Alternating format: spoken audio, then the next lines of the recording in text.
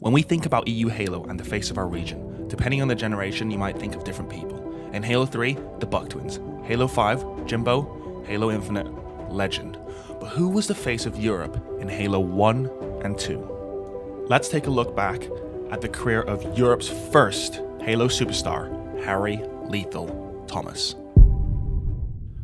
Before even the release of the first Halo title on Xbox, Lethal was already preparing for Halo to become an esport. He would start with various games such as GoldenEye and Perfect Dark. We were quite prepared and we were quite ready for Halo 1's launch. We didn't know if there was going to be a tournament scene or any kind of competitive scene for that matter. But we just assumed it would. We was hoping that it would in some way. We saw like back in the mid to late 90s with the launch of CS 1.0 and 1.1 as it was developing over time. So we thought, well, if CS is going to have this kind of competitive scene, same with Quake 1 and Quake 2, they already had their own competitive scene already, which was in the dual format. And we saw Street Fighter 2 also accelerating, as well as Street Fighter Third Strike in the tournament scene. So we're like, well, there's no reason why Halo 1 couldn't. Then, March 14th, 2002 finally hit. The release of Halo in the UK, and Lethal spared no time in getting with his friends to start practicing for their first tournament. Lethal will attend a few local tournaments in London before hearing about the World Cyber Games qualifier from Xbox magazine through one of his friends in school. This was it. This was the opportunity he had been dreaming about even before the release of Halo, so he started to practice. Through this practice, he would learn that Halo Combat Evolved was different depending on the country you're in, and it wasn't as simple as playing a lot. You had to practice for the right game depending on the tournament, as well as the right rules. You got three versions, right? So you got Halo 1 NCSC, aka the NA version. So it's what you see is what you get in terms of the speed of the game, the pace, the timings, the methodical approach, etc. Everything's there, pristine out of the box. But yeah, I still get PTSD even thinking about this. So you got a UK PAL version and a French PAL version. As an example, let's go with the map Battle Creek on Halo 1. So if it was the NCSC version, the overshield will come up in 1 minute, camo will come up in 1 minute, rockets will come up in 2 minutes, and the snipers come up every 30 seconds. But on the PAL versions, it was overshield and camo every minute 10, every rockets every 2 minutes 20, and snipe every 35 seconds. So we had to practice two entirely different timings, and it was frustrating as well because everyone in Europe weren't playing the same versions either. So of course everyone in NA was playing NTSC. They've got absolutely no reason to play the PAL version, but we had of course like France, Germany, Switzerland, Austria, and a few other countries playing the French PAL version, and then you've got UK, Scandinavia, and other countries in EU playing the UK PAL version, apart from Poland, who would solely play the NCSC version tournament. So it was really confusing. And the best way to describe it was everything was 17% slower. So the PAL versions were 17% slower than the NCSC version. Sorry. As it was 2003, there was no Xbox Live at the time just yet. Lethal would practice via different means, GameSpy, Xbox Connect, and these would trick the Xbox into thinking it was playing on LAN, but in reality you were pinging to a different house or even country, but mainly just playing split screen and LANing with friends he had around at the time. The day would come where the World Cyber Games qualifier finally arrived in the UK. This was it. Lethal had spent the last few months practicing for this exact moment to prove he was one of the best in the UK and deserved that spot at South Korea. At this time, he was around 13, 14 years old, and his dad drove him to the tournament. Sadly, but unsurprisingly, the tournament would then have its own problems. Some to the benefit of Lethal, and some not. Long story short, the ruling was 1v1 setting. It wasn't generic weapon start, so for anyone at home, it's not AR pistol start. It was custom settings. So with custom settings in Halo 1, you either start with a plasma pistol, an assault rifle, or a pistol. It was one of the three, and it's all map dependent. So in Chill Out, you would start with an AR. With Derelict, which was the most unforgiving map, especially in a 1v1, you start with a plasma pistol. Wizards, you start with a plasma pistol, etc., etc. So it was rough. It really was. So yeah, I got there, didn't recognise anyone, but everyone just seemed to know each other, but I didn't have a clue. I went in there quite cold, ice cold, so to speak. My thought process was just to win, nothing else, or not to win because there was 2 qualifying spots, and it was single elim. It was single elim, it was 1v1, and it was split screen, of all things. That benefited me the most more than anything because all these players have been playing on XBC, they've been LANing on separate screens, but I've been split screening for the last 6 years. That's all I've known. All I've known is split screen and nothing else. I would look at their screen 95% of the time. I wouldn't even care what's going on my screen. It was that bad. So a lot of people were not happy about that. I was fine with it. I was pretty chuffed. I was like, I'll take split screen any day, mate. But the only problem was for all of us is that they, it was the year where they started bringing in LCD flat screen TVs, and none of us were used to it. We're all playing on CRTs leading up to this event, and we're just like, "What's this? This is a flat screen. Like, this feels so different. It's had a tiny bit of input delay. It's the quality of the graphics looks a lot better, but we're not used to it. We asked for CRTs, but it was already set up better." During that UK qualifier, it was myself and Fenris who qualified. Fenris was an amazing player, an outstanding 1v1 player, very well experienced, and he was able to adapt very well. And I think a lot of people were expecting Fenris and another player called Beast to actually qualify, but instead I don't know if Fenris defeated Beast or if I defeated him. I can't remember from the top. I think I might have done it, but I'm not too sure. But it makes sense because I probably would have had a really low seeding because I probably came in and thought, who's this kid in a Nike t-shirt, like just being really quiet? And I was just like, yeah, well, I don't know who any of you guys are. So to me, it's great because of the fact that I haven't got like names like, oh my God, it's this guy. Oh my God, it's that guy. I just went in cold hearted going, I'm going to make sure to smash the living daylights of every single person here and make a name for myself. I want to make an impact in the scene. If there's a time to do it now, do it right at very early stages. And at least that way, if I do extremely well in my first tournament, they'll recognize my name and at least I can be some form of a threat in future tournaments. And that was it, basically. He had done it. Alongside Fenris, they had qualified to represent UK at the World Cyber Games. So in October of 2003, Lethal would then pack his bags and head to South Korea to play Halo at the first global tournament for a console. As Lethal arrived in South Korea, he had never seen anything like this. This was the future of gaming. The Olympics for gamers. People flew in from all over the world of different ages to compete in different titles. I didn't know what to expect. Like, I knew it wasn't going to be a holiday, but I made sense to myself. I wanted to try and do the best I could. Like, and I wasn't expecting first because, again, I've not played, anyone from outside Europe because it wasn't just, NA and Europe there. There was players from Singapore, Taiwan, etc. So I didn't have a clue. I thought, like, I think when I arrived there, I heard there's a player called Zyos who was meant to be the godsend of Halo.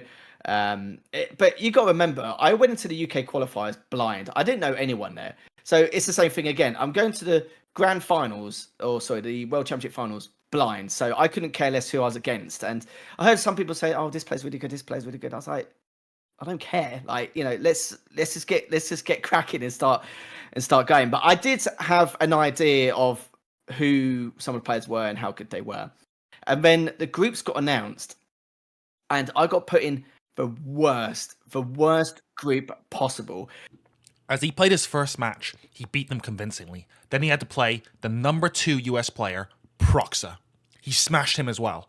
As Lethal went 2-0 up in pools, all he had to do was win one more map to qualify for bracket stages. Next up, the legendary Zyos. At this point, there were already rumors about Zyos' skill across the event. Although Lethal wasn't phased, he would soon understand why. So I was up 2-0, play against Zyos. I was more like, as a 45-year-old kid, like I was like, oh, feeling this, I'm going to get out of the groups. No, he just absolutely smashed my head in. Like he went in deep. Like it was 2-2, and then he just ripped me apart. I was playing him on Wizards, his best map.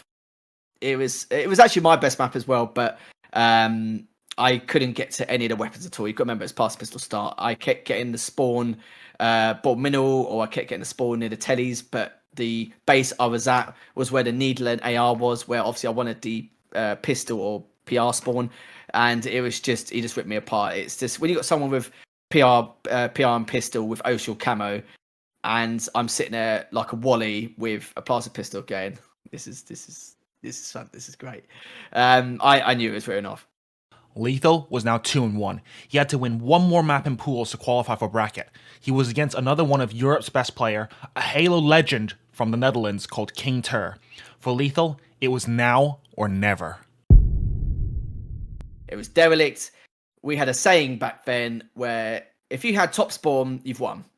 Simple as. Like, derelict was it was the official FFA map, but it was the most dominant 1v1 map, and it's still, even to this day, like in team games, like in 2v2s especially. Speak to any Halo 1 player about it, like they'll tell you. But you got to remember, not only was it the most dominant map, it was Plaza Pistol Star again. So obviously we had to try and nade a pistol to ourselves from across the map, or go for the telly and nade it to ourselves. And we didn't know too much about nade tricks back then. We knew a few here and there, but not a lot to really stop ourselves from getting deprived from some of the items or power weapons. But of course, I had the very worst bottom spawn, which was near shotgun, and he got top spawn right next to the pistol, went straight for rockets. He got overshield camo, and it was just rough. It was like 1-0, 2-0, 3-0, 6-0, 9-0, and I was sitting there and I was thinking to myself, like, what can I do to change this? So, like, my pads was buggered, right? It was like ripped apart pretty much. And I said to the ref, my pad is broken. And I was like, and the King was like, what are you doing? What are you, like, why are you? And I was like, pad's broken. So I used to use the Big Duke, and they gave me a replacement. They gave me the new Controller S, and I was like, for God's sake. I said, have you not got another Duke? And they were like, no. They said, you can either go back to your Duke, which is like half broken, or you can go to your Controller S. I was like, okay, I'll go back to my Controller S. So they restarted the game, but they carried on with the score. It was 9-0. I said, all right. So you can fill in the gaps for me. When the game started, guess where we spawned? He spawned up top, I spawned bottom. He won 15-1. The end. That was the end of that chapter. So Lethal was devastated, as any 14, 13-year-old kid would be. As sad as it was, a European legend was born in Matt Logan, who represented France and placed second at WGC 2003. He lost to Zyos in Game 2 by 1 kill, but in the end, Zyos unsurprisingly got first, Matt Logan second, and in third place, we had the other British representative, Fenriz. Overall, Europe did pretty well. After that, in Europe, there was a huge break until the next year. Sadly, the UK wasn't even allowed to compete in World Cyber Games 2004, as the budget did not extend to us. And they oddly raised the age, so Matt Logan wasn't even allowed to come back and try to compete for first place. Lethal would sadly miss out on a few European tournaments due to exams in school at the time, but was able to make it to the last European Halo Combat Evolved tournament, the Elite Gaming Championship, also known as EGC, held in West London back in August of 2004, which had over 120 participants from all over Europe flying, just for the last shot to call themselves the best at Halo Combat Evolved. During this event, there was both an individual tournament and a 2v2 tournament. I noticed that Phil 4, who was the best player in Poland, wasn't there. Matt Logan didn't come either. Maybe because it was a power tournament, not NCSC, but I knew that if I wanted to be the best player in Europe in Halo 1, this was the event I had to try and win. Like, maybe like I can say it officially, but unofficially, people will have different opinions. Like, they'll say, oh, this person's the best, this person's the best. But I wanted it set in stone as the final Halo 1 tournament. I wanted to be the best player. I needed to prove myself. Although sadly, the day before, Lethal's doubles partner had to pull out, so he had to stand in, and yet he still managed to get to the semis. That wasn't his priority. His priority was the individual tournament. This would be free-for-all until top 4, then they would switch to a 1v1 bracket format. As he got to the semis, he would play against an extremely talented French player called Magnus. Lethal actually beat him 25-10. Next up was a practice partner of Lethal's. He was a talented, young Halo player known as Zola. The map? Wizard. Killing spree. Game over. Lethal had done it. He had won the last Halo Combat Evolved tournament in Europe. It was the perfect send-off for a game, but his legacy wouldn't end there. In November of 2004 was the launch of Halo 2 in the UK, and alongside Halo 2, we saw for the first time a Halo game with Xbox Live.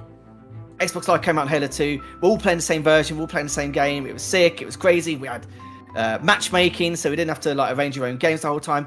We had a level system. We're just like, bloody hell, look at this, 1 to 50. This is honestly, we were just minds blown. You could have clans, you could have your own Halo 2 friends list. I was just like, look at this. Like, I was just so happy. But like, we fight. You got to remember, like just picture it in your head the fact that we've had to deal with a game which wasn't really that accessible online. The same like 100 people all the time playing against each other with an input delay of a second and a half. Crap physics on the cursor due to its online stages, to then this. We could play anyone in the world, matchmaking, clans, level system, any playlist, beta, competitive settings in the works of Battle Rifle. It was just, it was a great time to be alive. I think that's the best way to describe it. Although the community were not huge fans of the game, not long after the launch came EGC2. Since the game was still young, the competitive settings were not out yet, so they competed with SMG starts. Lethal to make his run to the grand finals once again, but can he close out another win and be crowned the best EU Halo player again on a different game, or was he a one-hit wonder?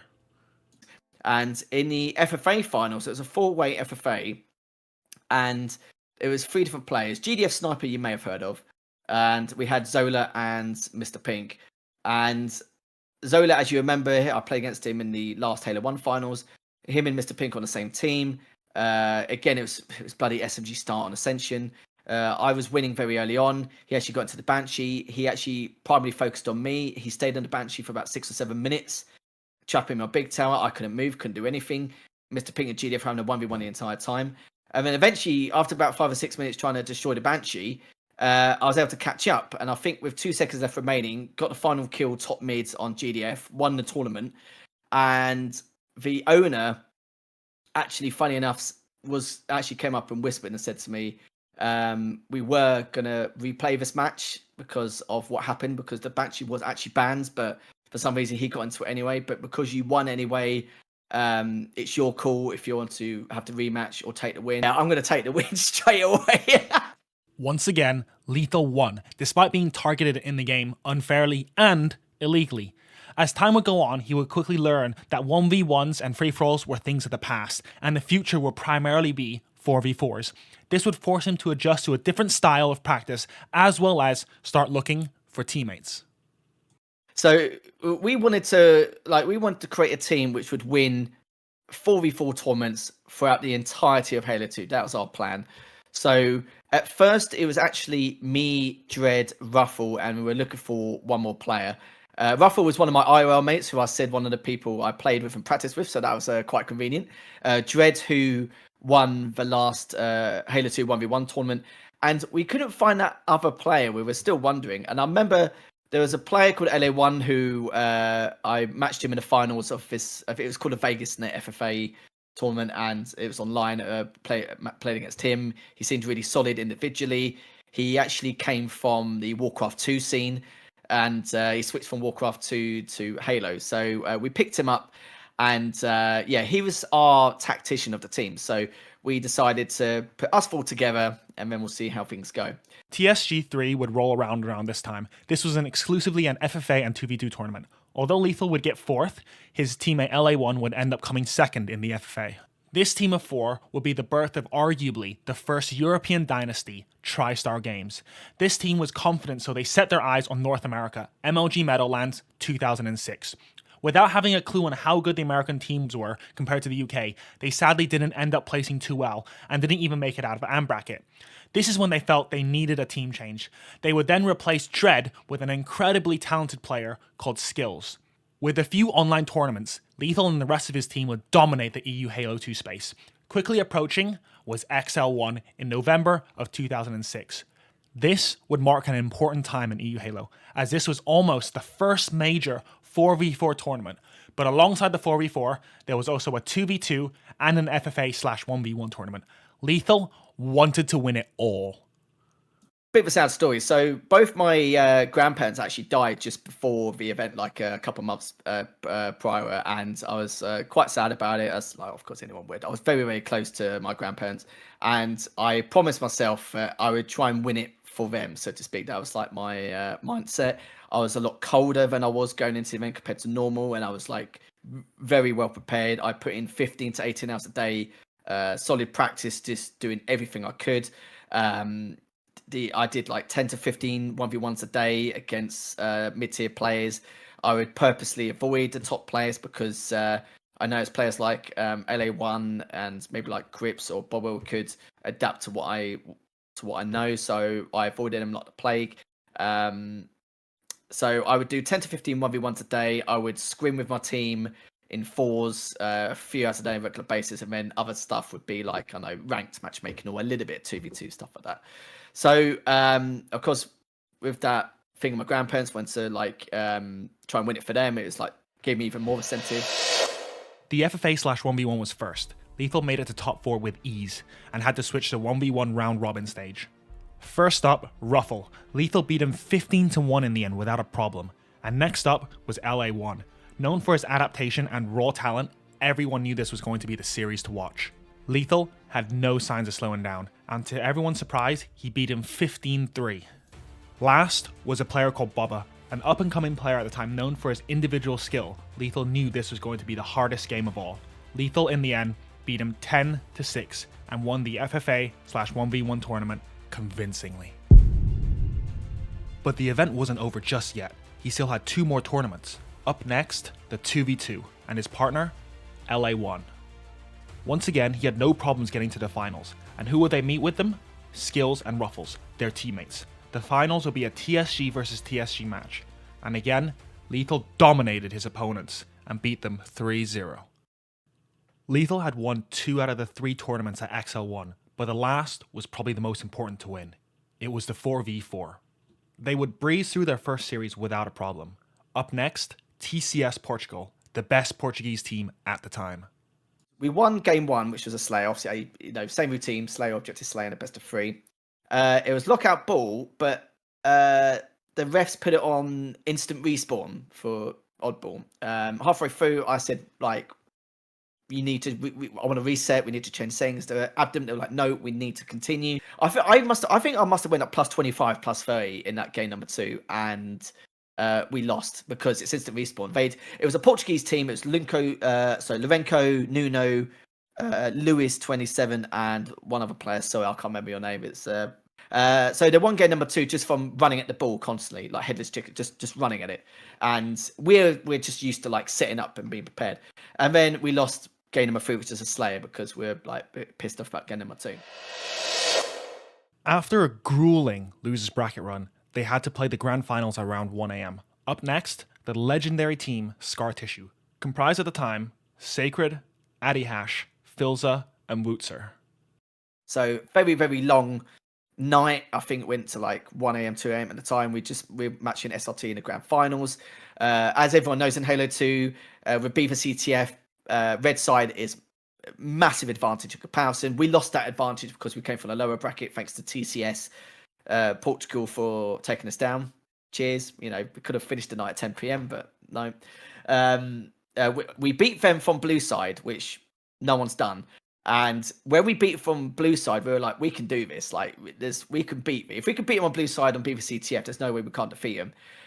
There was no bracket reset back then. It was just a straight best of 5, I believe. I could be mistaken. And then I don't know the score, but we defeated them, and then we won our first 4v4 event. So Lethal had done what he set out to achieve. He dedicated this tournament to his grandparents, and nothing would have got in his way. At this point, no one could argue that he was the best EU Halo 2 player at the time. He had won all 3 of XL's tournaments at XL1. That in itself is a legendary feat, but his journey still isn't even done. Next up was TSG4, and similar to XL1, they would drop into the losers bracket fairly early by what you could call a student of Lethals, Omega. Omega's team was comprised of Heaven's Wrath, Chudy Boy, and Disloyal. Some of you guys might know Heaven's Wrath today as the legendary Miles Ross. Lethal again would make a legendary run through losers bracket to the grand finals against Team Scar Tissue for the second time. This time round, they had Grips instead of Wootzer, and take it all the way to a Game 11, Slayer on Beaver Creek, where unsurprisingly, they would close out the series, and along with it, the whole event. The event to roll around next was TSG5. Yeah, and then answer to me, don't look at the camera. So, start it off. What's your team name?